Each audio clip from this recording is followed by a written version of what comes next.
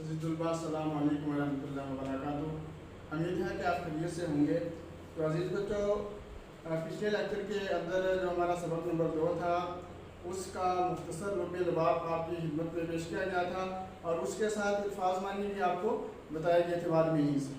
तो आज सबक नंबर 2 की जो दावत है उसी की हम मशक पढ़ेंगे, जिसमें मुख्तसर सवालात हैं और उसके साथ साथ जो है वो कसीर इंतखाबी सवालात जो मतन में दिए गए हैं ताकि एक्सरसाइज भी साथ साथ हमारी मुकम्मल हो जाए। तो अजीज़ बच्चों, ये मुख्तसर सवालात के जवाब इधर मैंने लिखे हुए हैं। तो पहला सवाल जो है, शब्बू किस तरह के माहौल में पला बढ़ा, ये पहला सवाल है। और दूसरा सवाल जो है, शब्बू के मुताबिक वो इतना जो सीधा साधा क्यों था।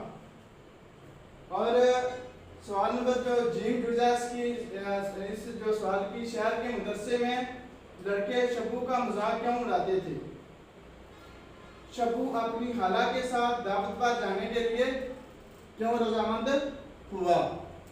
इस तरह खालू ने खाला को शब्बू की सादगी के मुतल्लिक क्या कहकर समझाया। तो हम पहले सवाल से स्टार्ट करते हैं कि शब्बू किस तरह के माहौल में पला पड़ा था। तो शब्बू जो था ये आपको मालूम है कि अपने वालिदैन के अखलौती औलाद था और एक ही बेटा था, क्योंकि इनके ख़ानदान में जो भी औलाद इनके घर पैदा होती थी वो फौत हो जाती थी। तो इनका एक अखलौता जो औलाद थी, जिसकी वजह से वालिदैन जो है इससे बहुत ज़्यादा प्यार मोहब्बत करते थे। तो इस सिलसिले में इस सवाल शब्बू किस तरह के माहौल में पला बढ़ा था, तो इसका जवाब ये है कि शब्बू के ख़ानदान में औलाद बहुत कम होती थी और अगर होती भी तो फौत हो जाती थी, जीती कम थी। और जब शब्बू पैदा हुआ तो बाप की आंखों का तारा और माँ के कलेजे की ठंडक बना। जब उसने घुटनों के बल चलने लगा तो जिधर जाता माँ उसके पीछे देखभाल के लिए जाया करती। जब चलने फिरने और खेलने कूदने की उम्र को पहुंचा तो उसका बाप जो है उसका ख्याल रखता, कहीं जब गिर ना जाए, इसको चोट ना आ जाए, क्योंकि ये हमारी अकलौती औलाद है। तो घर में खेलने कूदने का हर तरह का सामान मुयसर था, लेकिन माशरे में आम अफराद के साथ मिल बैठने और खेलने कूदने का उसको माहौल मुयसर नहीं आया था। और आमतौर पर बच्चों आपने देखा होगा कि जो देहात की फ़ज़ा होती है और जो माहौल की जो शहर का माहौल होता है तो इसमें काफ़ी फ़र्क पाया जाता है। और देहात में वो तमाम सहूलियात मौजूद नहीं होती जो शहर में हमें मिलती हैं, मुयसर आती हैं। तो देहात के अंदर क्या होता है कि सादा ग़िज़ा लोग खाते हैं और सादा ज़िंदगी बसर करते हैं। तो इसी एतबार से जो ये वालिदैन की अकलौती औलाद थी और शब्बों को जो है ताज़ा हवा, उनका ठंडा पानी, घर का अनाज और देसी ग़िज़ाएँ जो पेश की गई, जिसकी वजह से वो चंद ही अरसे में जो खूब सेहतमंद तंदुरुस्त तवाना होकर आम बच्चों से भी ज़्यादा जवान नज़र आता था। तो शब्बू किस तरह के माहौल में पड़ा था, ये देहात के माहौल में ये इसने परवरिश पाई थी गाँव में। तो दूसरा सवाल जो है ये है कि शब्बू के मुताबिक वो इतना सीधा साधा क्यों था। तो शब्बू के मुताबिक वो इतना सीधा साधा इसलिए था कि वो माँ बाप और जो दादा भी थे वो उसके माँ जो है वो ताउन की बीमारी की वजह से फौत हो गई थी और दादा जो थे वो उसके भी फौत हो चुके थे। अब बाप का जो कारोबार है वो भी मान पड़ चुका था, जिसकी वजह से इसके जो ज़िंदगी में मुश्किलात आना शुरू हो गई थी। तो फिर क्या हुआ कि वो इतना सीधा साधा था कि अपने कामों में तो उसके घर के तमाम अफराद जो है होशियार थे, लेकिन इसकी तालीम और तरबियत के सिलसिले में किसी ने तवज्जो ना दी। और जिसकी वजह से क्या हुआ कि अगर वो उसको माशरे के लोगों के साथ मिल बैठने का मौका मिलता और दोस्तों यारों के साथ गपशप करने का मौका मिलता तो हो सकता था तो जो उसका बोला बाला सादापन ख़त्म हो जाता, लेकिन इस तरह की फ़ज़ा उसको मुयस्सर में आई, जिसकी वजह से क्या हुआ कि वो अपने माहौल माशरे से अलग अपने घर में ही रहा, जिसकी वजह से उसकी तरबियत नहीं हो सकी। तो शब्बू के मुताबिक वो इतना सीधा साधा इस वजह से था कि वो घर में ही उसने रह कर तरबियत हासिल की और जो है जिसकी वजह से वो उसने क्या किया कि घर में ही रहा और वालिदैन ने उसे माहौल में मिल बैठने की इजाज़त नहीं दी और ना ही जो वालिदैन थे उसको इजाज़त देते थे कि वो अपने दोस्तों के साथ अपने जो है ना माशरे के आम अफराद के साथ घुल मिल कर बैठे, जिसकी वजह से क्या हुआ कि उसकी जो आम तौर पर बेशुमार चीज़ें होती हैं जो बंदा अपने दोस्तों से अपने यारों से सीखता है और उस तरह का माहौल उसको मुयसर नहीं आया तो वो घर में पड़ा रहा, जिसकी वजह से क्या हुआ कि वो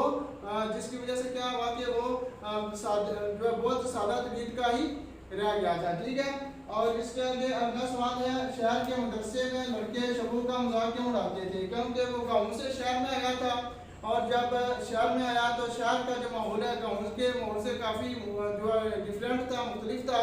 तो फिर क्या हुआ कि जब उसके खालू अब्बा ने शबों को एक मदरसे में तालीम और तरबियत के लिए भेजा तो उसकी ज़बान जो थी वो काफ़ी जो है ना दंदानेदार थी। वो जो भी अल्फाज बोलता था, जो भी लफ्ज़ अदा करता था वो सही तरीके से अदा नहीं कर सकता था। और जब मदरसे की क्लास के अंदर उसको बैठाया गया तो मदरसे के जो बच्चे थे उसकी दंदानेदार आवाज़ सुनकर उन्होंने क्या किया कि वो मजाक उड़ाने लगे और जो उसके उस्ताद थे, कारी साहब थे जो उसको पढ़ाते थे, तो उन्होंने भी बड़ी कोशिश की कि किसी न किसी तरीके से इसकी अखलाकी तरबियत की जाए, लेकिन वो उसकी अखलाकी तरबियत नहीं हो सकती थी क्योंकि वो जो बचपन में उसकी आदत बन चुकी थी वो कैसे तब्दील हो सकती थी। जिसकी वजह से आमतौर पर क्या होता कि क्लास में जब वो पढ़ता सबक तो उसके जो अल्फाज वो मुशद्दद अल्फाज इस्तेमाल करता था, हर जो है लफ्ज़ को जो है दबा कर अदा करता था, जिसकी वजह से उसके बच्चे उसका मजाक उड़ाते थे। तो कभी कभी बच्चे हंस पड़ते तो कारी साहब उन बच्चों को मना करते और कभी कभी कारी साहब खुद भी उसकी इस आदत पर हंस पड़ते या मुस्कुरा देते थे। और जब क्लास से अलग छुट्टी टाइम या जो है तफरी टाइम होता तो बच्चे उसको ज़्यादा तंग करते थे। ठीक है, उसकी वजह क्या थी, क्यों बच्चे तंग करते थे? एक तो उसकी आदत यह थी कि भोला भाला शरीफ इंसान था और उसको शहर के मिजाज का पता नहीं था। दूसरी वजह यह थी कि वो अल्फाज जो है वो दबा दबा कर अदा करता और उसकी ज़ुबान जो है आवाज़ जो मोटी थी, दंदानेदार थी, जिसकी वजह से बच्चे उसका मजाक उड़ाते थे। और आगे है कि शबू अपनी खाला के साथ दावत पर जाने के लिए क्यों रजामंद हुआ? तो शबू के जो खालू थे, क्योंकि उनकी परचून की दुकान थी, कल भी आपको ये पिछले सबक में हमने डिस्कस किया था, तो परचून की दुकान थी और क्योंकि खालू और खाला जो थे उन दोनों की औलाद नहीं थी। ठीक है, और ये वो खुश हो गए कि उनकी खाला बहुत खुश होगी कि इसकी वालदा जो फोत हो गई हैं, लिहाजा जो है ये मेरी बयान की जो मोई बयान की है निशानी है, तो खुशी से मैं जो है इसको जो तरबियत करूँगी और ये एक अच्छा नौजवान बन जाएगा। तो जब थोड़ा सा जवान हुआ तो खालू अब्बा का ख्याल था कि ये मेरे साथ दावतों पे जाया करेगा, तो इससे क्या होगा कि मेरे दोस्तों के साथ मिलेगा, तो दोस्तों के साथ मिलने की वजह से मेरे दोस्तों के साथ इसकी पहचान होगी, इस तरह इसकी शादी का बंदोबस्त भी हो जाएगा। लेकिन जो है वो इतना सादा था कि उनके दोस्तों को मुतमीन ना कर सका। तो कहता है कि शबू अपनी खाला के साथ दावत पर जाने के लिए क्यों रजामंद हुआ था? क्योंकि उसे यह उम्मीद पैदा हो गई थी कि अब जो है अपने खालू अब्बा के दोस्तों के साथ मिलूंगा तो मेरी शादी का इंतज़ाम हो जाएगा, जिसकी वजह से वो अंदर ही अंदर में खुशी महसूस करने लगा। ठीक है, उसके बाद खालू ने खाला को शबू की सादगी के मतलब क्या कर समझाया? तो इसका जवाब यह है कि जब खालू ने शबू को दावत पर जाने के लिए खालू ने खाला को शबू की सादगी के मतलब क्या कर समझाया। जब खाला दावत में शबू की हरकतों का सुनकर भड़क उठी, गुस्से में लाल हो गई, तो खालू ने उन्हें समझाया कि ऐसा नहीं करना चाहिए कि पुरानी औलाद को रखने की बड़ी जिम्मेदारियां होती हैं, कहीं अल्लाह ताला की ज़ात हमसे नाराज़ ना हो जाए।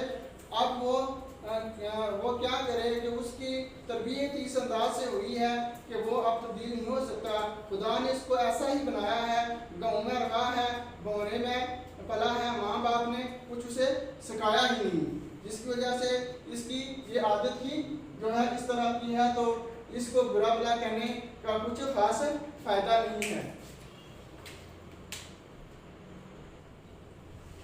बच्चों, ये दूसरा सवाल है आपका, दुरुस्त जवाब का इंतखाब करें। तो इसमें ये पहला अलिफ जुज़ है इसकी, शब्बू रहने वाला था। कहाँ रहने वाला था? गाँव का रहने वाला था, शहर का रहने वाला था, वलायत का रहने वाला था या हॉस्टल का रहने वाला था? तो शब्बू रहने वाला था कि गाँव का रहने वाला था। ठीक है, कहाँ का रहने वाला था? गाँव। ठीक है, गाँव का रहने वाला था। ठीक है, रहने वाला था, ये गाँव का रहने वाला था। ठीक है, आगे इसकी बेजुज है। शब्बू का बाप था। शब्बू का बाप किसान था, जमींदार था, दुकानदार था, चौकीदार था। तो ये ऑप्शन आएगा जमींदार। ठीक है, क्या आएगा? जमींदार। ठीक है, शब्बू का बाप था, जमींदार था। और उसके आगे जिन जुजा खालू मियाँ की शहर में दुकान थी, किस चीज़ की थी? खालू मियाँ की शहर में दुकान सब्जी की दुकान थी, कपड़े की दुकान थी, परचून की दुकान थी या दूध की दुकान थी? तो आप का ये दुरुस्त ऑप्शन बनेगा परचून की दुकान थी। ठीक है, परचून की दुकान थी। ठीक है, आगे दाल जुजा इसकी सवाल नंबर 2 की शब्बू की अम्मा भी फोत हुई। कब फोत हुई? बाहर से शब्बू की अम्मा भी फोत हुई। किस चीज़ से? बाहर से, अर्कुन निशा से, तब दिक से या ताउन से? तो शब्बू की अम्मा भी जो है वो ताउन से, ताउन की बीमारी से फोत हुई, ताउन की बीमारी से। ठीक है, आगे इसकी रेजुज़ा शब्बू ने आइंदा से तौबा कर ली। किस चीज़ से? कि वो शादी में नहीं जाएगा या दावतों में नहीं जाएगा या जलसों में नहीं जाएगा या दावतों से उसने इनकार कर दिया था। तो उसने क्या किया था? दावतों से इनकार कर दिया था। दावतों पर जाने से उसने क्या कर दिया था? इनकार कर दिया था। तो ये थे कसीरुल इंतखाबी सवालात। उसके बाद सवाल नंबर 3 ये है। सवाल नंबर 4 देखें। इस मशक़ा के अल्फाज का ऐसा मजमुआ जुमला या फिक्रा जिसके लफ्ज़ी या हकीकी मानी ख्वा कुछ भी हों, लेकिन इस जुमला इस मजमुआ अल्फाज को किसी मौजू और मुनासिब मौका पर जूं का तूं इस्तेमाल किया जाए तो ज़रबुल मिसल कहलाता है। ज़रबुल मिसल को आमतौर पर कहावत या किस्सा भी कहा जाता है। ठीक है, ज़रबुल मिसल, ज़रबुल अमसाल जो हर ज़बान में पाए जाते हैं। ठीक है, ये ऐसे जुमले होते हैं कि जिनका बोलना या लिखना यकसां हालात और मौका पर बहुत बर्जस्ता आता है। इसके इस्तेमाल से बात को, इनके इस्तेमाल से क्या होता है कि बात को लुत्फ़ और वज़नी बनाना मकसद होता है। जैसे आमतौर पर मुहावरे इस्तेमाल होते हैं, आसमान से गिरा खजूर में अटका। तो ये एक ज़रबुल मिसल है और ऐसे मौका पर लिखी जाती है, बोली जाती है जब कोई एक मुसीबत से बामुश्किल बंदा निकलता है तो फ़ौरन ही आगे दूसरी मुसीबत में जाकर फंस जाता है। तो इसी तरह एक और ज़रबुल मिसल दूध का दूध और पानी का पानी, जो आमतौर पर हम अपने माशरे में जो है बोलते भी हैं, तो ये ज़रबुल मिसल जो है इंसाफ करने पर बोला जाता है। तो ज़रबुल मिसल जो है कहावत के अल्फाज या मजाजी मानों में होते हैं और ये इस्तारा या कुनाया के तौर पर बोले जाते हैं। इन अल्फाज में किसी किस्म का रद्द बदल नहीं किया जा सकता, ये अपने मानी के एतबार से मुकम्मल जो होती है। ठीक है, तो ये ज़रबुल मिसल के मतलब भी हमने पढ़ लिया। तो उसके बाद जो पिछले लेक्चर से हैं हमारे 4 से लेकर 7 तक, जिसमें आपको ग्रामर के मतलब बताया गया था, जिसमें जुमला इस्मिया पढ़ा था, हमने जुमला फेलिया पढ़ा था और उसके साथ मुख्तलिफ जो पढ़ा था कि जुमला की इकसाम पढ़ी थी, मरकब नाकस और मरकब ताम। तो इसके मुख्तलिफ जो इकसाम हैं उसके बारे में जो आपको तफसील से बताया गया था। तो यहाँ पे जुमला फेलिया और जुमला इस्मिया जो है इसकी तरकीब नावी और दूसरी जो है तरकीब नावी यहाँ में बयान की गई है। तो ये सवाल आपने और पढ़ना है तो और उस लेक्चर्स को सामने रखकर आप इसको आसानी से समझ जाएंगे। तो ये एक्सरसाइज जो मुकम्मल आपने करनी है और सवालात के जवाब तैयार करने हैं और ये जो आपको किसी इंतखाबी कराए गए हैं ये आपने जो है टेस्ट के तौर पर जो है लिख के और सॉल्व करके टेस्ट जो है कॉलेज में हमें भिजवाना है। तो अगले लेक्चर तक के लिए अल्लाह हाफिज़ बच्चों। अल्लाह आपका हामी नासर को फी अमानिल्लाह।